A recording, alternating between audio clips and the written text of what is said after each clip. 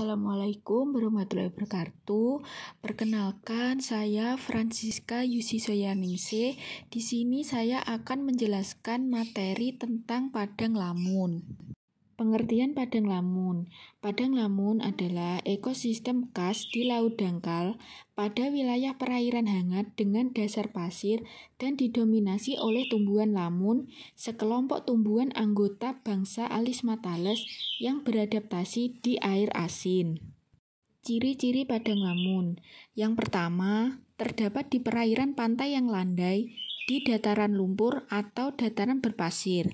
Yang kedua, pada batas terendah daerah pasang surut, dekat hutan bakau, atau di dataran terumbu karang. Yang ketiga, mampu hidup sampai kedalaman 30 meter di perairan tenang dan terlindungi. Yang keempat, sangat tergantung pada cahaya matahari yang masuk ke perairan. Yang kelima, mampu melakukan proses metabolisme secara optimal jika keseluruhan tubuhnya terbenam air dan termasuk daur generatif.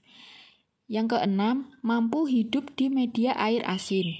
Yang ketujuh, mempunyai sistem perakaran yang berkembang biak. Sebaran padang lamun. Sebaran tumbuhan lamun cukup luas, mulai dari benua Arktik sampai ke kawasan Afrika dan Selandia Baru.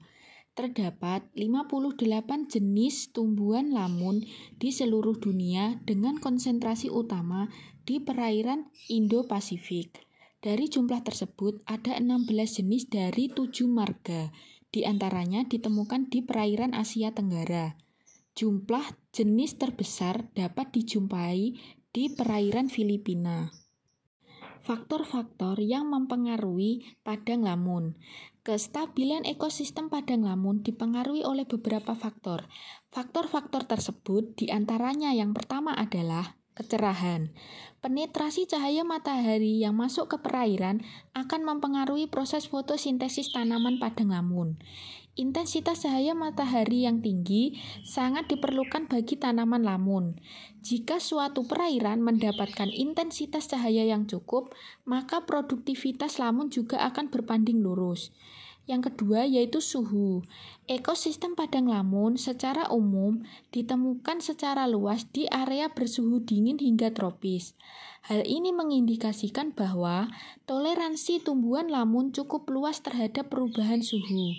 Kondisi ini juga tidak selamanya benar, akan tetapi tumbuhan lamun yang hidup di daerah tropis lebih dapat tumbuh secara optimal. Yang ketiga yaitu salinitas. Kisaran salinitas yang dapat ditoleransi oleh lamun mencapai 10-40%, tetapi nilai optimumnya sekitar 35%. Tentunya penurunan salinitas akan menurunkan pula kemampuan lamun untuk berfotosintesis. Salinitas lamun memiliki toleransi yang bervariasi. Salinitas ini juga dapat berpengaruh pada biomasa, kerapatan, lebar daun, hingga kecepatannya dalam memulihkan diri. Yang keempat yaitu substrat. Padang lamun dapat hidup pada berbagai tipe sedimen, mulai dari area berlumpur sampai karang. Substrat merupakan kebutuhan utama bagi pengembangan padang lamun. Peranan kedalaman substrat mencakup dua hal, yakni sebagai pelindung tanaman dari arus laut, serta sebagai tempat pemasok dan pengolahan nutrien. Yang kelima yaitu kecepatan arus. Produktivitas padang lamun begitu dipengaruhi oleh kecepatan arus sebuah perairan. Ketika kecepatan arus 0,5 per detik, maka tanaman lamun dapat memiliki kemampuan maksimal untuk tumbuh. Manfaat padang lamun. Yang pertama yaitu sebagai produsen primer. Produktivitas primer padang lamun terbilang sangat tinggi jika dibandingkan dengan ekosistem lainnya di dangkal laut, seperti pada ekosistem terumbu karang. Tidak heran jika dengan produktivitasnya yang tinggi, maka tanaman padang lamun dapat dikategorikan sebagai produsen primer. Yang kedua yaitu sebagai habitat biota. Area padang lamun merupakan tempat perlindungan serta tempat menempel berbagai macam hewan dan juga tumbuh-tumbuhan di perairan. Di samping itu, tumbuhan padang lamun juga dapat digunakan sebagai daerah asuhan atau makanan berbagai macam ikan herbivora serta ikan-ikan karang. Yang ketiga yaitu sebagai penangkap sedimen. Daun padang lamun yang lebat dapat memperlambat arus air dan ombak. Hal ini akan membuat perairan di sekitarnya lebih tenang.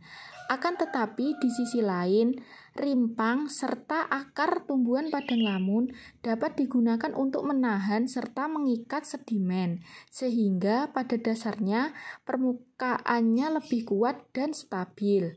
Yang keempat yaitu sebagai pendaur zat hara.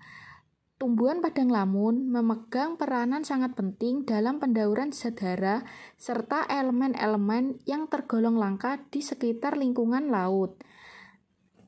Algae epifit merupakan salah satu tumbuhan yang sangat memerlukan zat hara tersebut. Peran padang lamun yang pertama yaitu sebagai produsen detritus zat hara.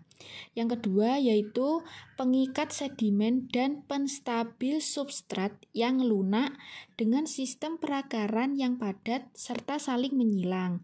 Yang ketiga, sebagai area berlindung tumbuhan besar mencari makan, memijah bagi sejumlah biota laut terutama dalam melewati masa dewasanya.